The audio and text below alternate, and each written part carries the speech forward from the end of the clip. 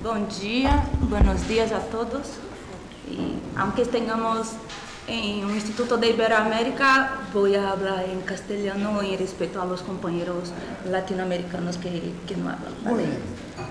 Y muchísimas gracias al Instituto de Iberoamérica, ¿no?, en la persona de nuestro director, profesor Francisco Sánchez, por la acogida, y a nuestro invitado especial, el profesor Buarque, por la disponibilidad, ¿no?, que estaba ahí de paseo en Salamanca y ha aceptado. Muchísimas gracias, muy obrigada, profesor. Aunque no le guste, voy a hacer una breve presentación porque creo que vale la pena, ¿no?, conocer el gran recorrido de nuestro invitado. El profesor Cristóbal Buarque es profesor y es ingeniero mecánico de formación, economista, profesor y político, ¿no?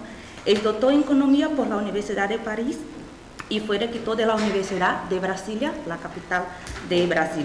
Fue también gobernador del Distrito Federal y ministro de Educación de nuestro país desde 2003 a 2004. Desde 2003 fue senador por el Distrito Federal, cargo que ocupó hasta 2018. Es profesor emérito de la Universidad de Brasilia y profesor colaborador en varias universidades extranjeras. Trabaja como profesor investigador en el Centro para el Desarrollo Sostenible y el Centro de Estudios Multidisciplinarios Avanzados de la Universidad de Brasilia. Ha publicado 81 libros y escribe una columna quincenal para el periódico O Globo. Mantiene actividades de investigación sobre los siguientes temas: sostenibilidad, historia del pensamiento económico, educación, por supuesto, crisis, políticas públicas e indicadores de desarrollo. Y nos va a proferir una charla con este tema, ¿no?, más general, el futuro de la educación en Iberoamérica, pero centrado en nuestras universidades. Y va a discurrir sobre qué universidades precisamos, ¿no?, en el futuro para que ella sea un veto a la transformación del futuro que deseamos a la humanidad. Entonces, bueno, me callo porque estamos aquí para escuchar al profe invitado. Muchísimas gracias, profesor. Tiene la palabra.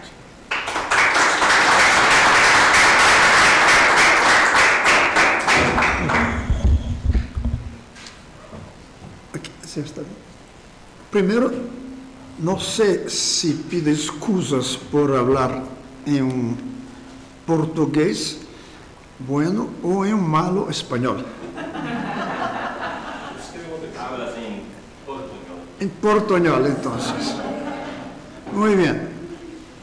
Como digo la Joy, en respecto a los amigos, compañeros y yo diría compatriotas de otros países que no Brasil, o sea, no hablan portugués en las Américas.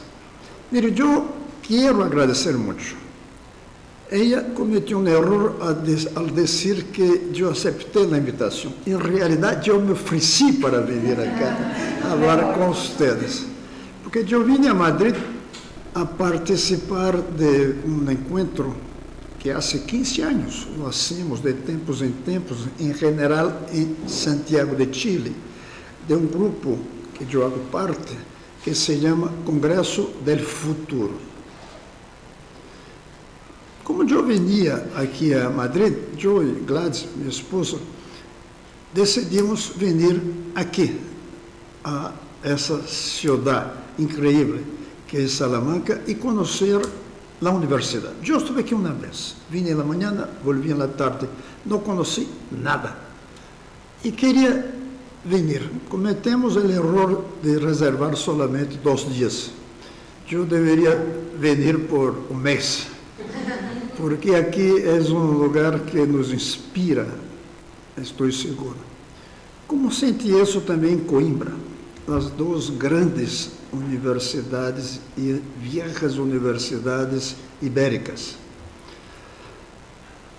Aqui, vocês têm, dentro de uns 2 siglos, é certo, 1000 anos, uma das mais viejas universidades ou antiguas do mundo, salvo talvez 1 ou 2 do mundo árabe, que foram criadas em Cairo e foram criadas em Marruecos, pero que desapareceram praticamente, está entre as 5 mais viejas do mundo. como Sorbonne, Oxford, Cambridge.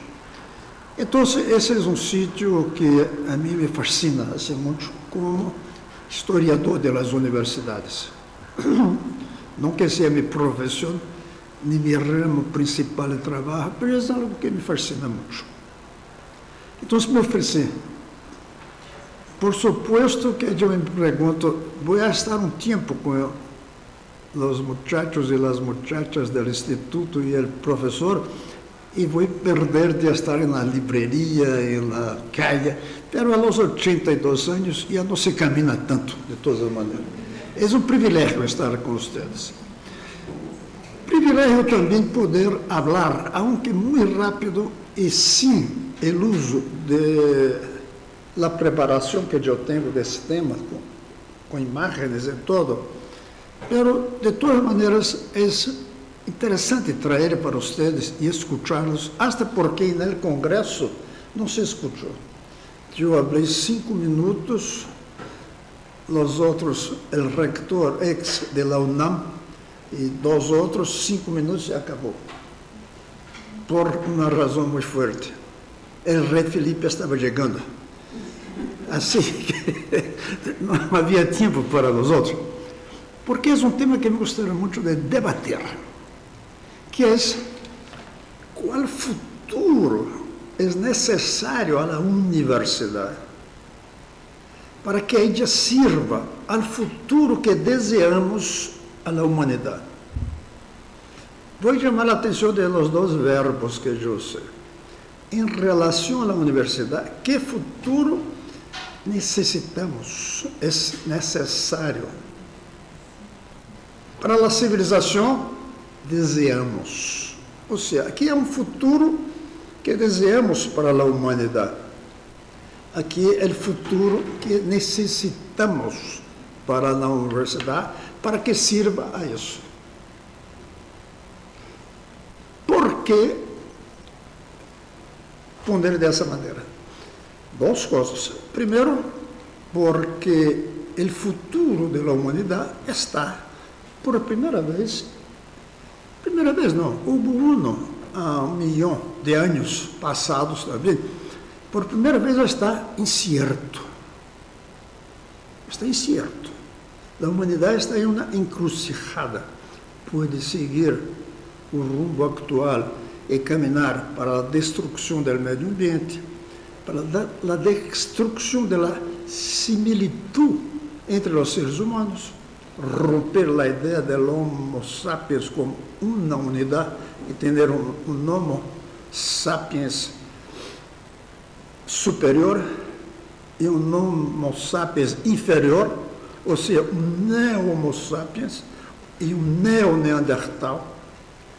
Esse é um caminho. Ou encontrar um rumo para um desenvolvimento harmônico entre os seres humanos e harmônico de eles e elas, por supuesto, com a natureza. É um momento incerto.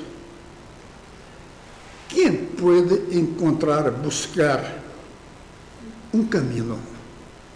Não contem com os partidos políticos, tampouco com os políticos como profissionais, porque os partidos, os políticos, eles não têm como imaginar-se um futuro de 10 anos. O horizonte de tempo de esses senhores, e eu he sido um deles, os políticos, nosso horizonte é de 4 anos, hasta a eleição que vem. Se eu, como político, hiciera esse discurso que hago acá, não ia ter um solo voto. Então, não contem com os partidos. A função de eles é outra. Não contem com as religiões, porque as religiões não estão preocupadas com o futuro da humanidade. Os orientais, no sentido de budistas, para eles isso não há. Somos todas matérias que desaparecem e cambiam. Como me diz um paleontólogo francês, com quem escrevi um livro de conversação, Michel Brunet, ele disse: mire, se a humanidade desaparece, vai ser muito bueno para a natureza. Então, os budistas devem imaginar-se mais por aí. As outras religiões, as ocidentais, temos a ideia del alma. Então, a preocupação é com outro mundo, não com esse. Os empresários e os sindicalistas não têm por que imaginar-se o futuro largo.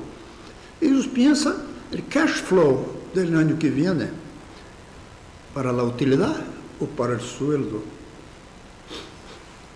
Onde podemos encontrar um locus em donde se encontra, ou se pode encontrar ou não encontrar uma solução?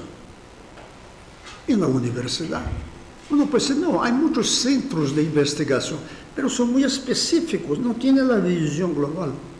É a universidade que tem a profissão, há que poner, entre comillas, mais importante para isso, que são os filósofos, para poner junto dos economistas, e junto dos biólogos, e junto dos paleontólogos. É a universidade, em onde se pode imaginar um futuro para a humanidade. Não vê outro sítio. Por supuesto que há pessoas aisladas, intelectuais, pensadores, que podem trazer caminhos. Sim, a história está llena de grandes pensadores que não criaram dentro de universidades, aunque hayan passado por elas. Em realidade, raríssimo pensador que hizo uma ruptura no pensamento trabalhou dentro da universidade. A universidade amarra, como ela está hoje. Freud, Marx, Spinoza, pode ser miles, não era gente de universidade. Somente nos últimos 200 anos, 100 anos, que começa a ser los de universidade, porque o Nobel não é para os pensadores, o Nobel é para os investigadores em uma área de conhecimento. Por isso não é o Nobel de pensamento, o Nobel é de cada profissão. Por isso, a universidade, para imaginar o futuro, para entender a crise, tem que fazer alguns cambios em ela. Devo dizer-lhes que uma das atrações de Salamanca sobre mim é porque é um livro que escrevi há uns 30 anos, publicado há uns 30 anos, que se chama La Aventura de la Universidade. Eu já proponia um pouco essas ideias, não tão, em português decimos, acurada, quanto hoje.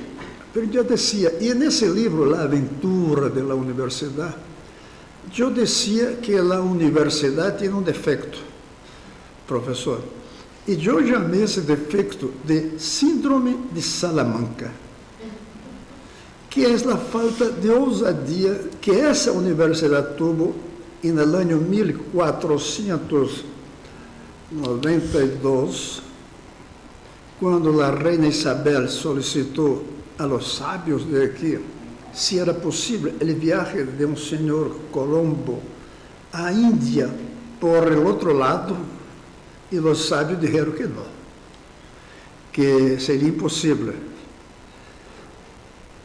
Eu pongo no livro que isso é a timidez de los universitários.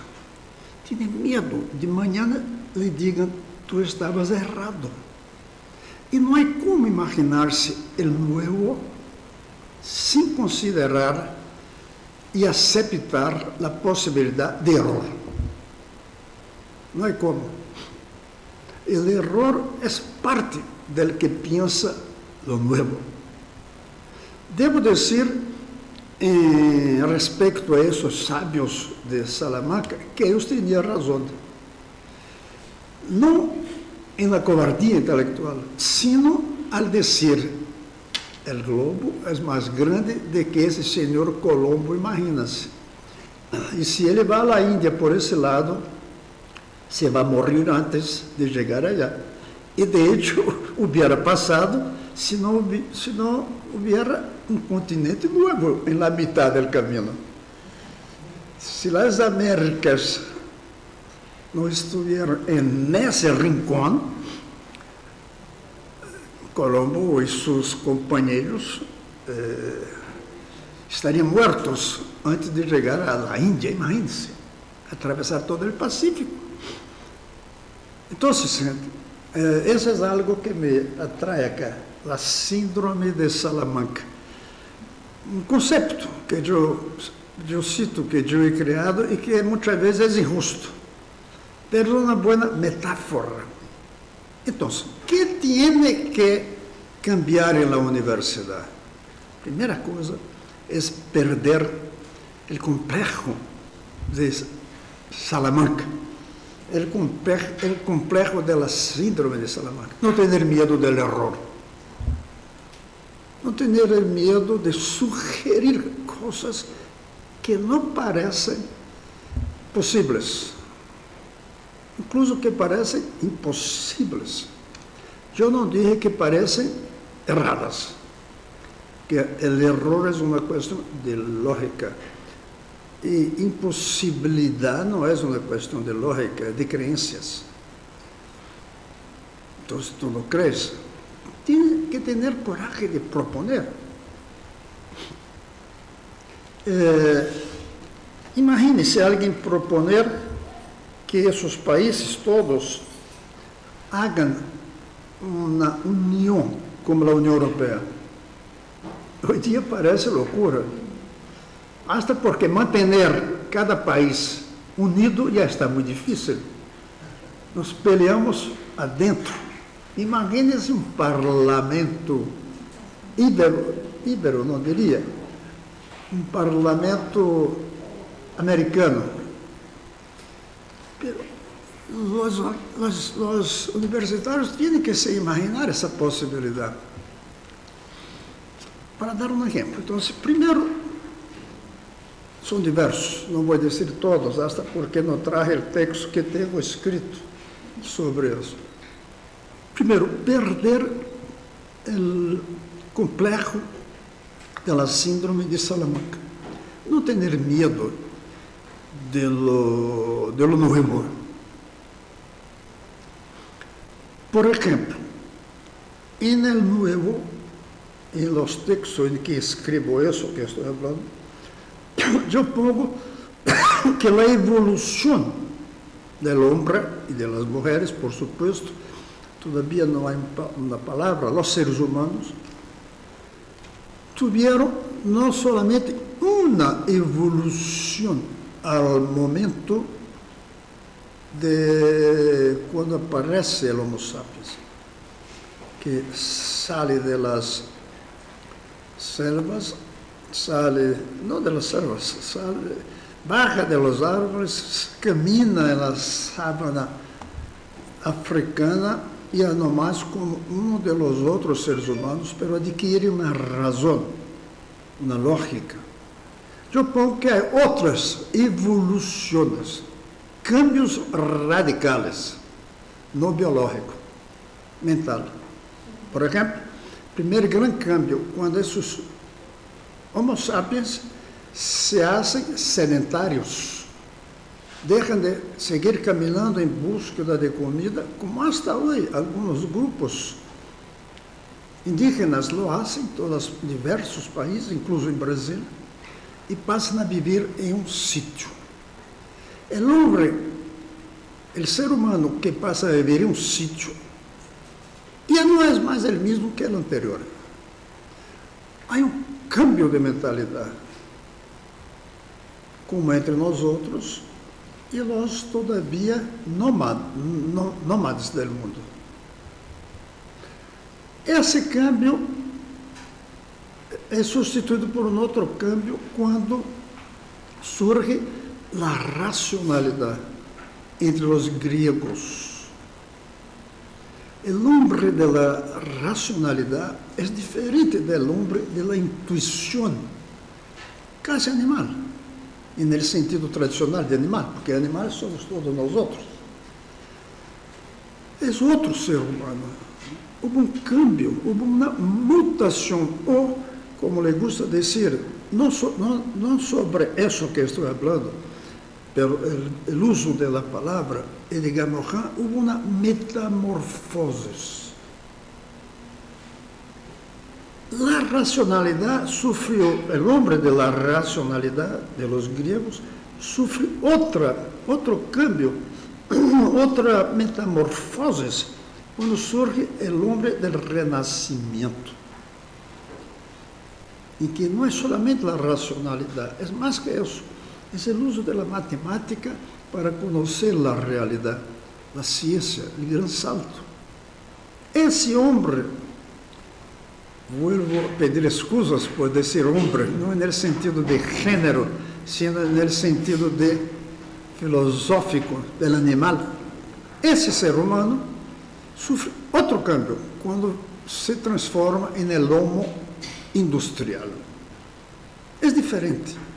El hombre, ser humano que surge en Inglaterra, sobre todo, con la revolución industrial, con la producción en cadenas, con el fin de la artesanía como única forma de producir, es otro ser humano.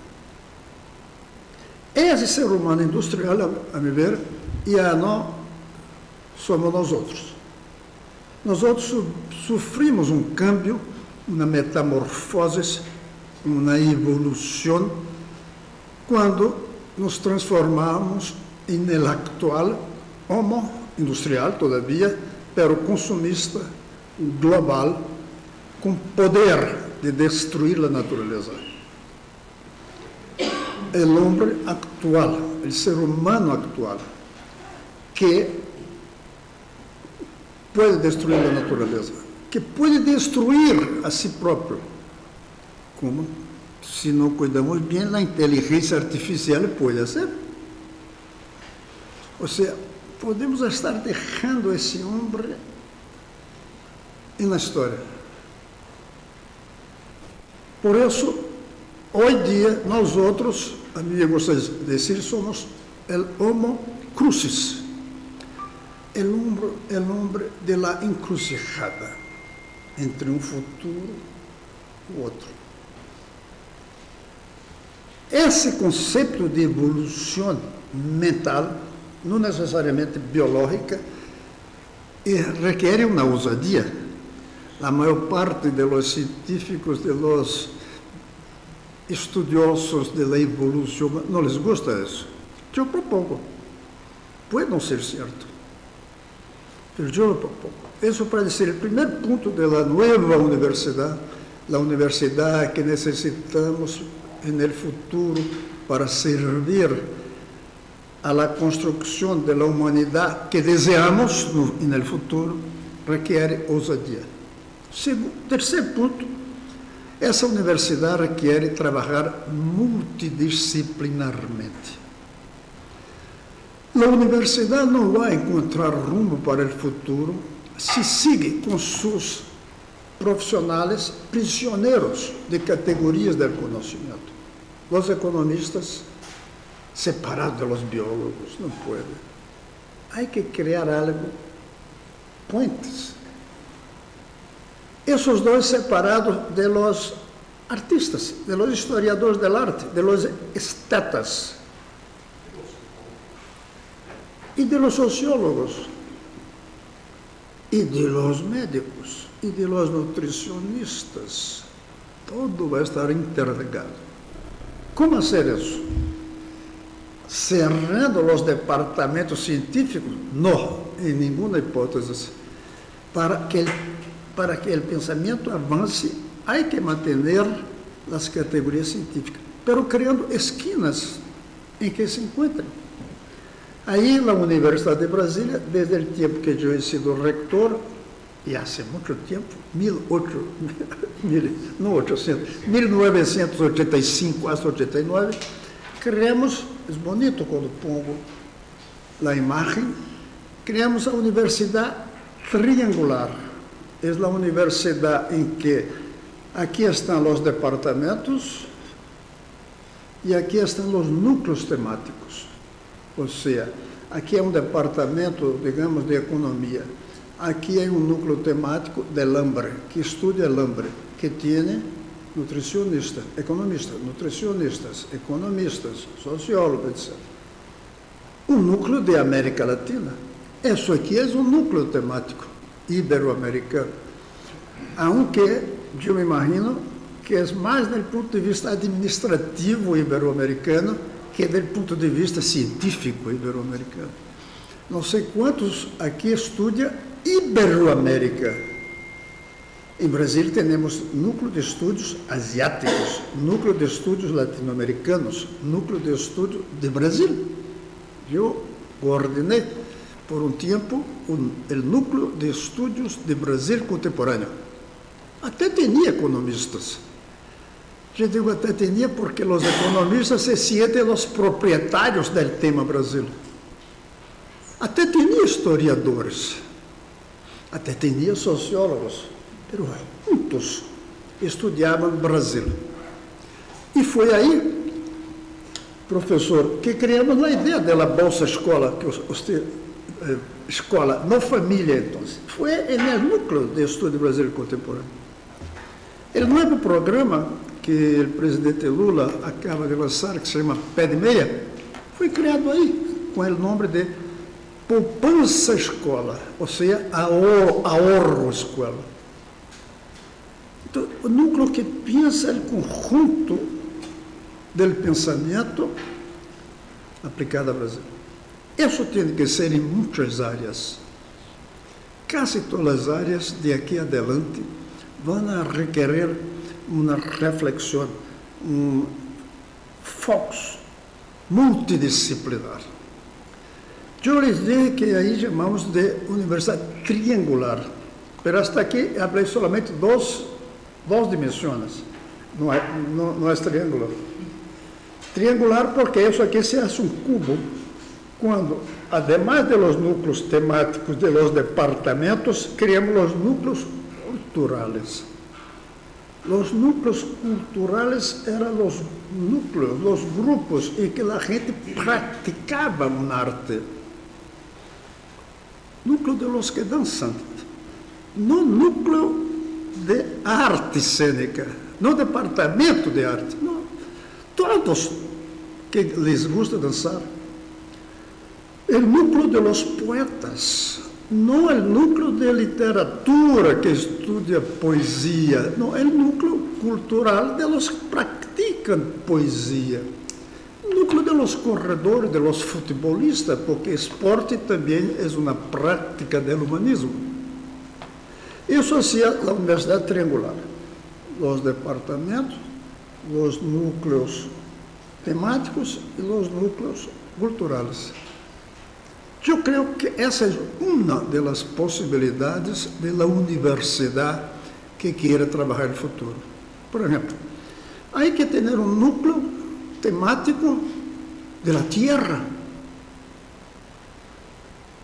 ou um núcleo temático da humanidade, ou um núcleo temático da Terra com a humanidade.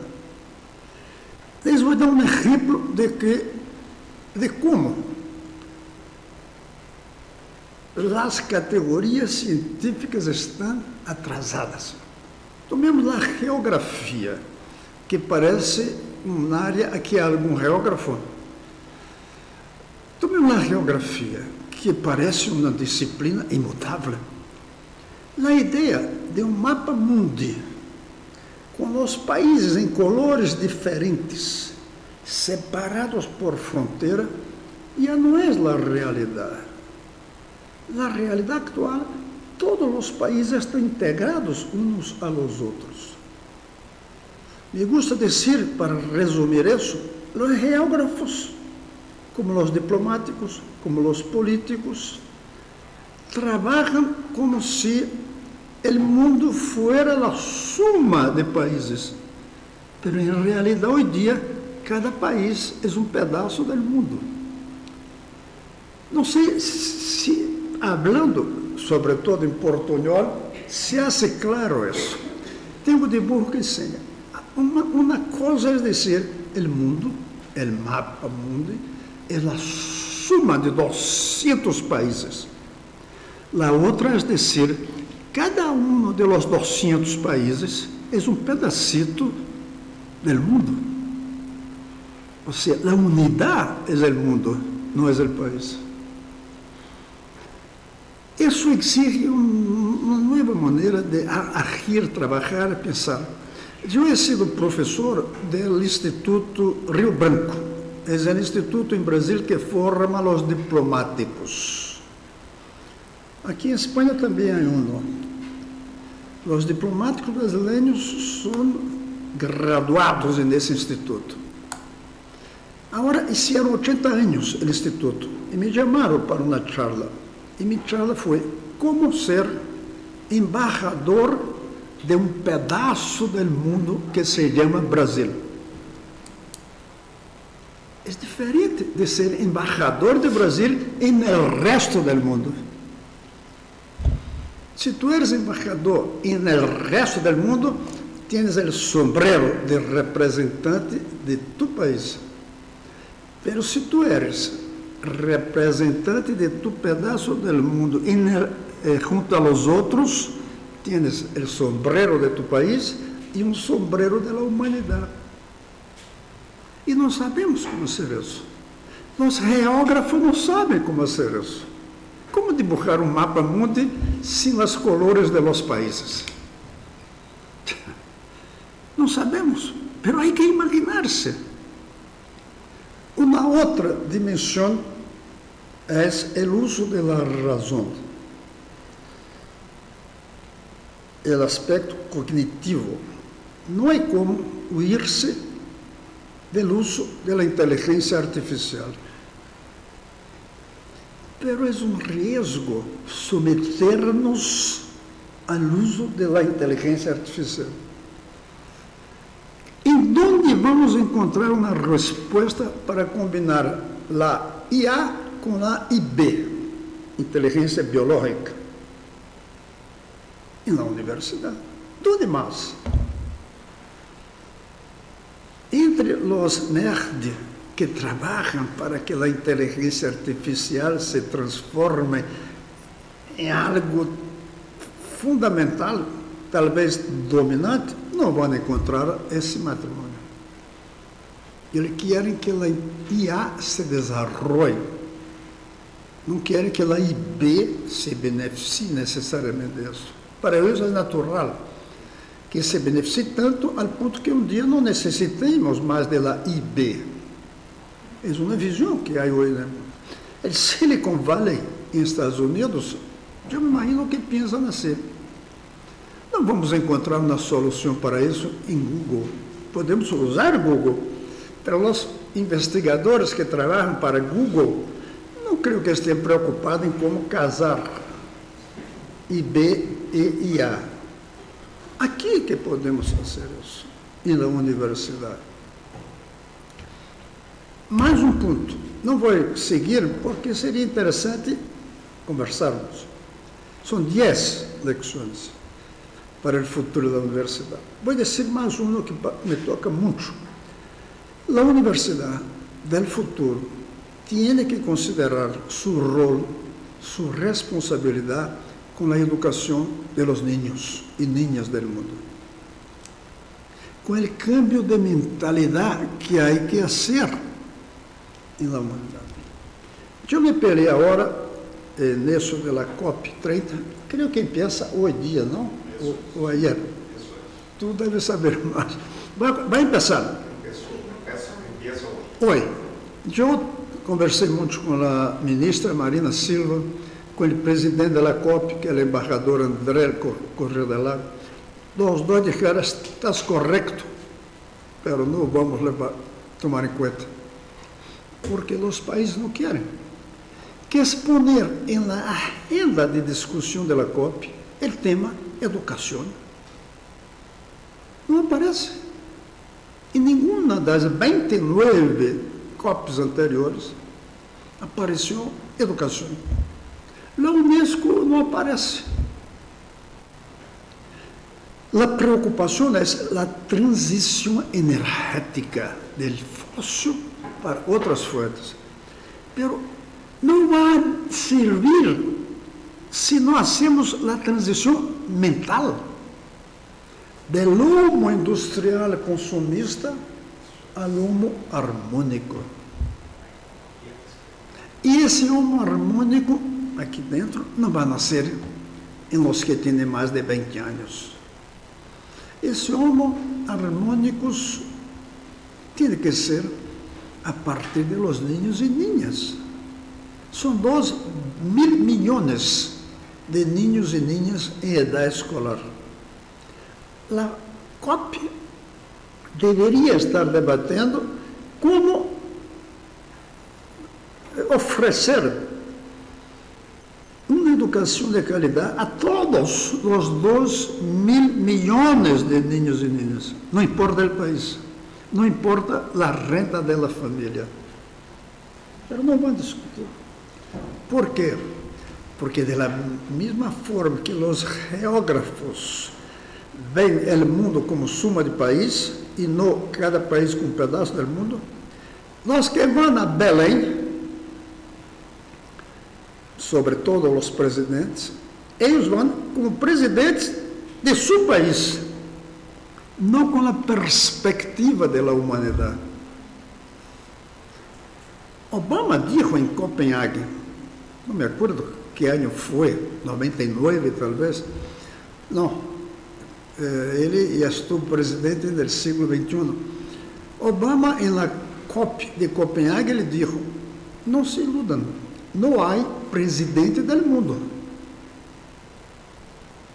Eu tenho que ser reelecto presidente de meu país. Cada chefe de Estado que chega em Belém, em sua cabeça está quantos votos ganho, quantos votos perdo não? Em meu país. Por isso, eu não sou muito optimista.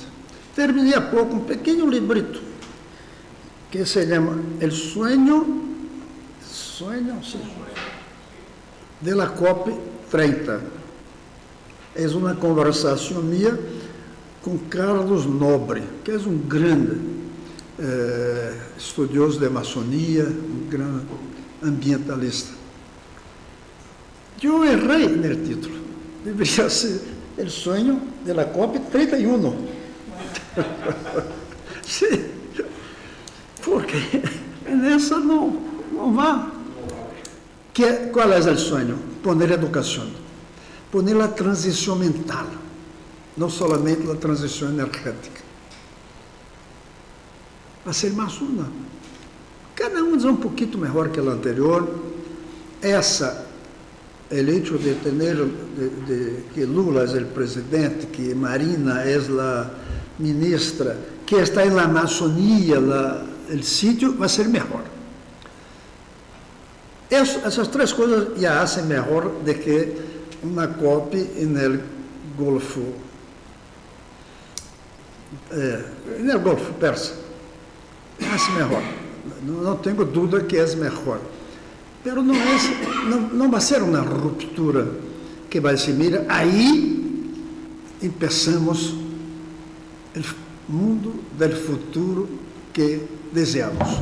Não vai ser todavia. E onde vai surgir as reflexões para uma COP que um dia trabalhe de hecho o futuro da humanidade, na universidade? A lo mejor em uma universidade com a idade que tem essa, sem os vícios de las norte-americanas e sem as fragilidades de las latino-americanas. Porque o que é interessante aqui, como pudiera ser também em Coimbra, é que são universidades europeias, mas com uma sensibilidade latina. A mim me gosta dizer que o país que mais se parece com a humanidade é o Brasil. Não pode dizer, porque tu eres brasileiro. Não, porque o ingresso per capita de Brasil é o mesmo do mundo. porque a concentração de ingresso em Brasil é pareja com a de todos os 8 mil milhões de seres humanos, porque a diversidade natureza em Brasil é mais ou menos pareja com a do mundo. Nós parecemos, porque temos uma intelectualidade que já não está tão pobre como em alguns países pobres, já tem um nível superior, a quantidade de universidade, de pós-grado, ustedes aqui. Ao mesmo tempo, 10 milhões de analfabetos, como o resto do mundo tem. São muito parejos do ponto de vista estadístico. E nós somos um país pequeno. Isso tem um peso. Mandela era um líder muito maior do que Lula. Era de África do Sul. Lula é um mandatário importante e de Brasil. Uma das 10 economias do mundo. Por isso ele é um estadista planetário. Por ele, por suposto, desculpe se manifesto essa simpatia, tem suas características personais, seu carisma, mas se ele for presidente de outro país, vou citar um, que, do ponto individual, talvez fosse hasta superior a Lula, Mujica. Eu falava por Uruguai, não falava por um país com a dimensão. Digo isso para dizer que aqui, Salamanca, tem o tamanho de quase 1000 anos. Ou seja, é uma universidade que nasce com o conceito de universidade em Europa. E, todavia, com esses laços tão fortes com o México, com o Brasil, com Colômbia, com todos os países da América Latina. Insisto que Coimbra poderia ser também. Aqui pode ser, não, primeiro, a universidade pode ser locus para imaginar o futuro do mundo, da humanidade, se nós outros buscamos mudar a universidade. Mas algumas vão ter mais chance que outras. E essa aqui pode ter mais chance que outras, que são prisioneiros do sistema onde estão.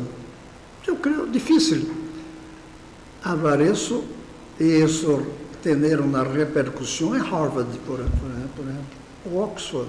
Até se pode aceitar que hable, mas não repercute. Cada um sai e vai para seu laboratório, não vai para um núcleo temático. Não reúne profissões diferentes. Não tem as inquietudes que eu sugeri aqui e que eu próprio tenho outras, e outras pessoas têm outras e que um dia não pode ter. Por isso eu concluo, se você tem tempo, eu tenho, aunque para mim o tempo é mais valoroso que para vocês, porque cada minuto aqui eu perco Salamanca. Pero aún assim, estar aqui é parte para mim de estar em Salamanca. Eu concluo dizendo que, sugerindo, professor, por exemplo, por que não criar um núcleo de estudos sobre o futuro da universidade? Não para tomar muito tempo das teses que vocês vão fazer, por suposto. A tese é o passaporte para a vida acadêmica. E passaporte temos que ter. Pero uma contribuição seria Salamanca ter um núcleo de reflexão sobre o futuro da universidade para servir ao futuro da humanidade. Dejo aqui essa ideia e, se quer, les puedo enviar muito material, muitas reflexões e, sobretudo, vir aqui se me invita alguma vez, como ela me invitou, por eu me oferecer a ela. Graças a vocês e me gostaria muito se pudermos transformar o que falei em um diálogo entre nós outros. Graças.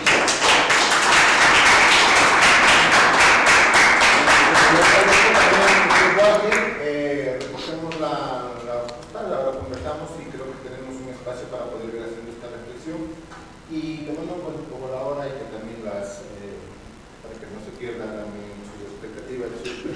las librerías y después no se olviden que quisiera las dos.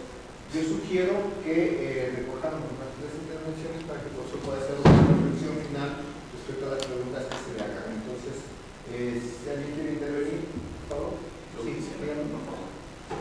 Bueno, buen día, profesor Francisco, director del Instituto de Iberoamérica de la Universidad de Salamanca. Buen día al profesor Cristóbal Buarque, ex rector de la Universidad de Brasilia.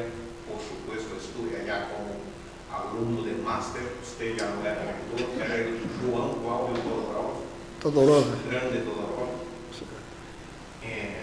Es gobernador del Distrito Federal, es senador de la República Federativa de Brasil, un hombre que tuvo siempre su nombre dedicado a la educación pública. Tiene usted mucha preocupación por los niños, las niñas, los jóvenes. Quisiera preguntarle, tengo una pregunta. Si me permite. Sí, por eso cogemos las tres preguntas y para que pueda hacer una intervención general. Sí, por favor. Venga, muchas gracias. En Brasil la universidad todavía es muy elitizada. La preocupación suya, por supuesto, durante toda su vida pública fue cómo la universidad brasileña se puede abrir a los segmentos más populares, ser más democrática. Tenemos varias políticas públicas, sin embargo, el porcentaje de los jóvenes entre 18 y 24 años en Brasil, en la universidad pública, pues, es todavía pequeño, profesor Cristóbal Buarque. Lo que plantearía usted para que la universidad pudiera abrir sus puertas, pudiera incrementar la oportunidad a gente como nosotros. Mi vida toda he sido alumno de la escuela pública, profesor Cristóbal. Los 3 primeros años de mi escolaridad la he cursado en una escuela municipal Santa Rosa, en João Pessoa, Paraíba. Escuela escolar pública Cônego Matias Freire, Escuela Pública Santa Júlia, Escuela Técnica Federal de Paraíba, Universidad Federal de Paraíba, Universidad de Brasilia. Después estuve en la Complutense de Madrid, hoy estoy aquí en una de las más prestigiosas del mundo, en el Córdoba. ¿Cuántos otros brasileños como yo quisieran tener esta oportunidad? Les falta la oportunidad que el Estado brasileño les nega todavía. ¿Qué hacer, profesor? Muchas gracias. Gracias. ¿Una intervención o paso para el profesor? Sí, por favor. Otro brasileño. Es siempre un placer escucharlo. He encontrado el profesor Cristóbal Buarque, fue el primero entrevistado y muy importante que ha ido como periodista cuando era estudiante, cuando empezaba el camino para ser candidato a la presidencia de la República. Periódico Campus de la Universidad de Brasilia. Yo estoy acá para estudiar ciencia política en el Instituto de Iberoamérica de San Pablo. Cambiamos algunas de las cuestiones que tenemos en Brasil, especialmente en la política, los incentivos que son necesarios para cambiar cómo la política es hecha, porque los políticos tienen las elecciones, la elección como el principal incentivo, pero los sistemas electorales dan otros incentivos y la propia política hace los incentivos para que cambie un poco de pensar solamente en la próxima elección, pero también en el futuro. Entonces, hablarás usted sobre la necesidad de derrumbar los muros que hay dentro de la universidad. ¿Cómo derrumbamos el muro que hay hoy entre la universidad y la política, especialmente la política hecha cotidianamente en el Congreso Nacional, en la Cámara de Mediadores, en la Diputación? Porque esta distancia ha ampliado mucho en los últimos años y parte de esta culpa es de la universidad. Tenemos un ejemplo del contrario, porque puede hacer política, existe muy bien, pero tenemos que encontrar un camino para disminuir esta distancia. ¿Tiene un site para mitades? ¿Quieren otra intervención más o le paso la palabra? Sí. Por rapidez, lo siento. Es un placer estar aquí, conocer el ministro de Salud. Creo que el tema de educación, al menos para nuestro país, Brasil, es lo que da el diferencial y el desarrollo que necesitamos. El compañero aquí dijo, cómo abrir el espacio, cómo dejar la universidad más asequible, ¿no?, a toda la gente. Y estoy de acuerdo con usted cuando dijo que la universidad tiene que preocuparse por la educación, ¿no?, desde el principio de la educación básica brasileña. Y yo pienso así, ¿qué parámetros, qué líneas podemos seguir para mejorar la educación básica? Que esa educación básica pueda crear en los ciudadanos brasileños esa gana de seguir estudiando, crecer también en la universidad. ¿Qué medidas podemos tener para tener esta facilidad, pero una facilidad buena, que la educación básica efectivamente sea buena? Y también quizás para que la persona decida, bueno, quizás la universidad no sea para mí, pero tener la educación necesaria para decidir si es el camino o no. Pues nada, vamos a hacer, después pueden conversar con nosotros. Me gustaría darle el tiempo suficiente para que puedan conversar, porque en realidad son 3 temas para nuevas conferencias. Apelo que usted es ingeniero, sistematizar en modelos, y también apelo también de su experiencia. Mire, Esta pregunta es interesante. Gracias. las 3 preguntas tan diferentes tienen una misma respuesta. Yo voy a dar la respuesta genérica y después enseñar a cada uno por qué es. La solución es que Brasil tenga un sistema único, público, federal, de educación para todos sus niños y niñas, independiente de la dirección en donde vive y del ingreso de su familia. Cuando eso ocurrir, la idea del elitismo desaparece. Porque el elitismo que está en Brasil no está en la universidad, está en la educación de base. Que es elitista porque tiene buena educación y logra entrar en la universidad, los hijos de quien puede pagar, los que viven en ciertas ciudades y que de ahí pueden ingresar en la universidad. Y tú eres un ejemplo. No diré las primeras escuelas, pero tu última fue Escuela Técnica Federal.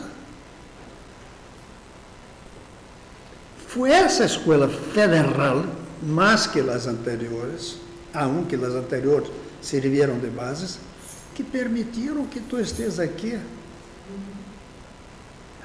Algunos dicen, no, pero hay otra manera. Estudia fuera de una escuela federal, en una escuela sin calidad, pero se beneficia de las cotas. Las cotas son fundamentales para pagar una deuda que tenemos con los negros, con los pobres. Pero la cuota no hace desaparecer el elitismo. Lo único que hace la cuota es decir, esa persona aquí, por ser negra y pobre, que yo voy a traer para la élite. Eso no es acabar el elitismo. Acabar con el elitismo es decir, todos pueden disputar, ¿se habla en español? Disputar igualmente entrar en la universidad. Yo veo el presidente Lula hablar con mucho orgullo de que conoció el hijo de un trabajador braçal que entró en la universidad.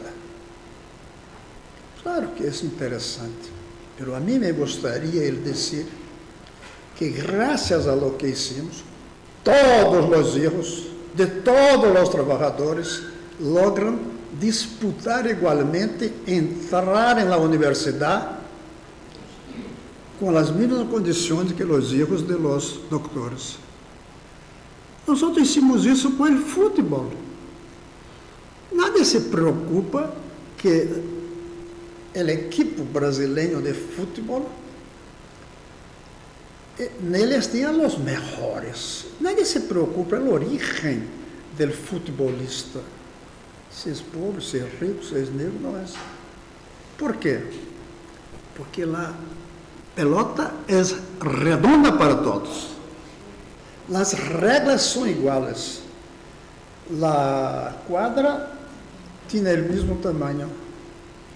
Ou seja, todos têm a mesma chance de chegar à seleção. Alguns chegam, outros não. O que passa na educação? Quando nasce um menino, no ano passado nasceram 1.500.000 brasileiros.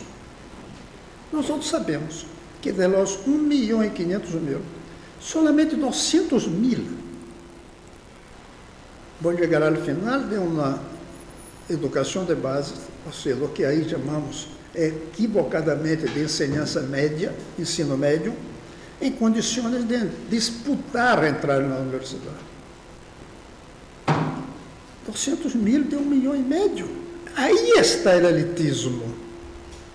Não é dentro da universidade, é na puerta da universidade. Eu hablo, 200.000 têm essas condições, pero alguns, quanto? 1,5 milhão, 150.000, no século XXI, vão chegar aos 18 anos sem saber ler. Analfabetos.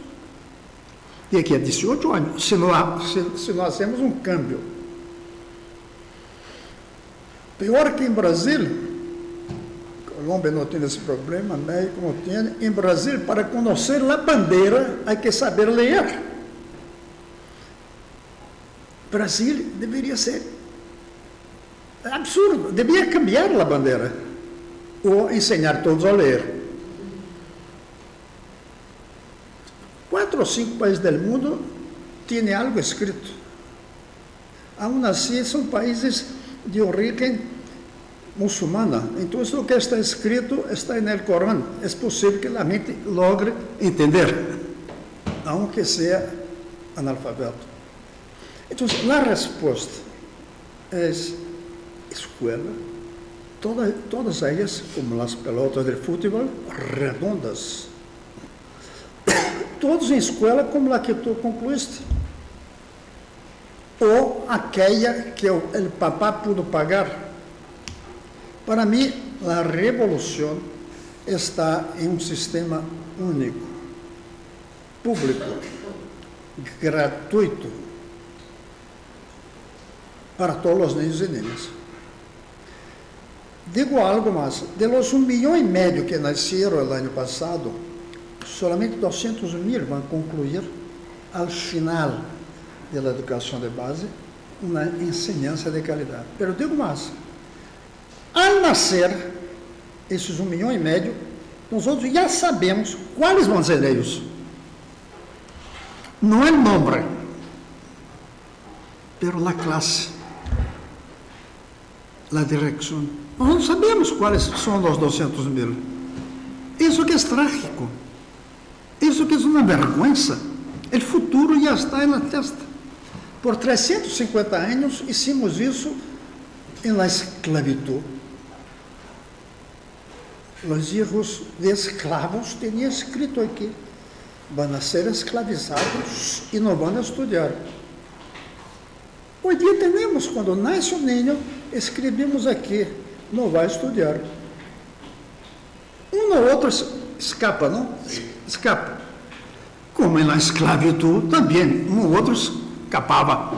Ou escapavam indo-se com todo o risco de vida, ou por la alforria. Assim se chama em espanhol, alforria, quando um escravo comprava sua liberdade. Como se chama isso? Em inglês... Manutenção para todos. Sim. Então, había alforría. Las cotas son alforría, pero no es la abolición. Eso, claro que es bueno la alforría. Claro que es bueno. Yo no sé si usted sabe, pero algunos abolicionistas estaban en contra la alforría, porque decía, para que yo compre ese esclavo y le diga usted está libre, yo participé del mercado de esclavos. Y no aceptaban. Moralmente estaban correctos, pero individualmente, del punto moral, no. Por eso soy en favor de cota. Porque hay que dar alforría a algunos, por supuesto. Pero lo que yo quiero realmente es la abolición. Mi propuesta no es aceptada, porque en Brasil la educación es municipal o familiar. Familiar es la privada. La educación de un niño o una niña es responsabilidad del papá y de la mamá o del alcalde. Está errado. La responsabilidad tiene que ser de Brasil. Eso es tan grave que Brasil hasta hoy no tiene un ministerio para a educação de base. El MEC, e eu he sido um año ministro, e fui votado por isso, el MEC, em realidade, é um ministério de la enseñanza superior. El ministro não tem nada a ver com a educação de base, salvo comprar buses, comprar livros e comprar merenda. Merenda. Alimentação. Fora isso, nada. Salvo nas escolas como a que tu estudaste, que são 600 mais ou menos em Brasil. Colégio Pedro II, Instituto de Aplicação e outras, e as técnicas. Há que criar um sistema nacional, federal. Isso não se hace assim. Não é uma lei. Minha proposta, há anos, é que o governo federal adopte as cidades que não têm condições de fazer uma boa educação. Em um ritmo possível, de acordo com as finanças públicas, de acordo com a disponibilidade de maestros de alta qualidade, com sueldo muito bom, para atrair os melhores. Então, é necessário uma estratégia de uns 20 anos para chegar a todo o Brasil. Pero assim, ao final de 20 anos, vamos a dizer, o Brasil tem um sistema educacional igual a los de los mejores no mundo. Ponto 1. Pero o ponto 2 mais importante é com absoluta equidade, independente do ingresso e da direção da família. Essa igualdade, equidade, é aún mais importante que a qualidade. Aunque a qualidade seja muito importante. Eu não vejo outra alternativa que não seja essa. A ideia de dizer, não, deixa a educação de base mala, pero nós outros les damos cotas para alguns. Isso é bueno, generoso, pero não é revolucionário. Revolucionário é nadie necessitar disso. Como no futebol. Nadie necessita de cotas no futebol. Hasta allá hay que tener as cotas. Incluso por uma questão não educacional, política. Pagar a deuda com os descendentes de los esclavos. Mire que eu pus individual. É uma deuda que pagamos ao indivíduo descendente, não à raça. Não se paga a raça ponendo um negro na universidade. Se paga esse negro, essa pessoa, que realmente merece essa compensação por lo que passou antes. Agora, pagar a real deuda com a esclavitud, todos com educação de base igual. E aí, algo que você disse, essa educação de base tem que sofrer cambio. Todos têm que terminar a educação de base com um ofício profissional. Para que nem todos que queiram ir para a universidade. Porque ir à universidade é uma obrigação ou uma necessidade. A necessidade é um bom ingresso, é um bom emprego. Mas se na escola de base tu recebes uma formação para ser um grande chefe de cozinha, sim, um fotógrafo de qualidade, uma profissão que vai ser muito necessária. Eu não vou demorar a necessitar cuidar de los viejos. Isso, tu puedes formar alguém como parte da educação de base, quando termina, não és um enfermeiro, mas és um cuidador. Há profissões que podem. E deixar essa pessoa, entre os 1,5 milhão que nasceu no outro ano, que pueda disputar ir à universidade, se quer. Se não quer, não. Não por ganhar mais plata, que ademais não está ganhando por ir à universidade. Passou esse tempo, salvo algumas profissões muito específicas. Então, você tem que cambiar o conteúdo. Eu chamo isso, não há tempo, de alfabetização para a contemporaneidade.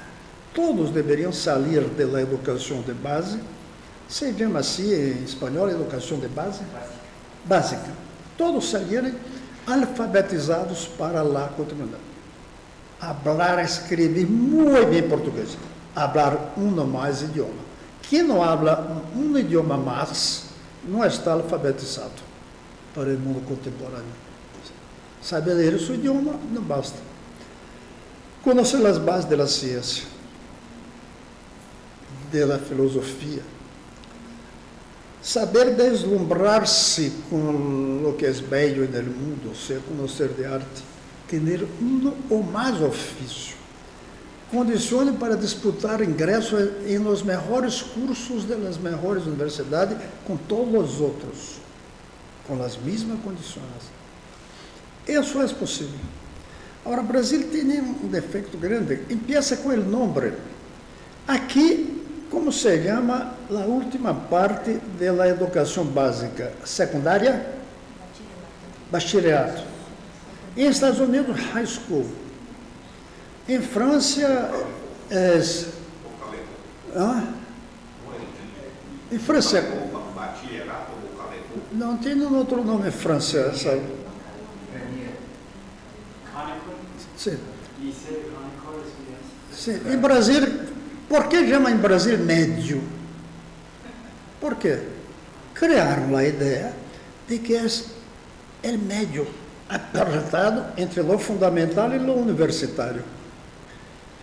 É como se essa enseñança de bachillerato não fosse para concluir a educação, sino para esperar a outra etapa da universidade. Não era assim até os anos 90. Quando eu estudei, era secundária que chamava. Primária e secundária. Não era médio. Está errado isso. Temos que ver a educação básica como a conclusão. A partir de aí, é algo mais. Que uns têm vocação, uns têm talento, uns têm persistência, como vocês aqui, de estudar. Outros não. Isso há que cambiar também. Então, com isso, eu creio que contestei as 3 perguntas tão diferentes. Salvo um pouco tua preocupação da relação com a política. Se temos uma educação básica de alta qualidade e a população participa, não é como a universidade quedar-se aislada. Ponto 1. Segundo, os núcleos permitem que os políticos mirem para nós outros da universidade. Como eu lhes disse, Bolsa Escola, Poupança Escola e uma quantidade de outros temas que estão aí, saíram do Núcleo de Estudos de Brasil Contemporâneo. Se fuera de economia, talvez não. Mas quando tu pones um núcleo e trabalhando com a realidade, não aislado na teoria, buscando respostas e não solamente buscando novas perguntas com respostas sobre a realidade e não sobre a categoria que tu estudas. Creio que os núcleos temáticos servem de puente com o mundo externo. Quiero agradecer al profesor Duarte. También las personas que tenían preguntas previstas, pero tienen un compromiso a las 12 y si tienen tiempo para poder ir. Me culpa, eu falei demasiado, não? Pues nada, tenía mucho que decir, la verdad. Te agradecemos mucho. Claro, ella tenía mucho interés en hacerlo. ¿Quién más tenía? Él, ¿no? Pero es bueno que no haya tiempo, porque así buscamos un nuevo momento que yo vuelva acá. Muchas gracias. Gracias a ustedes.